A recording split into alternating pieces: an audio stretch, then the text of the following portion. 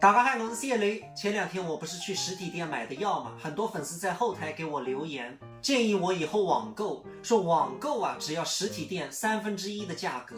说实话，我是不相信。我当然知道网购便宜，但我想最多便宜个20%-30%吧，怎么可能只花1/3的钱就买到同样的药？但是我还是用手机去查了一下，在某宝、某东上买药的价格，结果真的只要1/3。甚至有些都不到。朋友们，这个是我那天买的海王星辰的账单，250多块钱。其中这个枇杷膏啊，我是一直买的，因为嗓子不好，家里还有2瓶没吃完的。这一瓶是210克，在海王星辰是卖45块钱。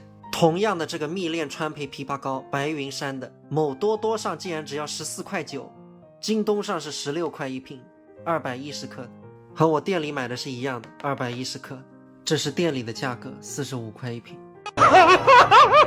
我当时搜到就惊呆了，真的只要1/3，原来实体店是这么暴利。但朋友们，这还不是最夸张的。像我们演员平时唱评弹用嗓比较多，所以这种含片是吃的很多的。这个药叫复方熊胆薄荷含片，这个在实体药店是标28一盒，一盒里面20片，一模一样的。看看这个，5盒27.3块。这我咳嗽还没好，这我都不会算了。网友给我留言是只要花1/3的钱就能买到，但是我这么一算好像不对呀。等等哈，我数学不太好。1/5，某些药只要1/5的钱就可以和实体店买到一样的药。所以朋友们，我这个价格对比出来之后，我真的是连这个药都吃不下。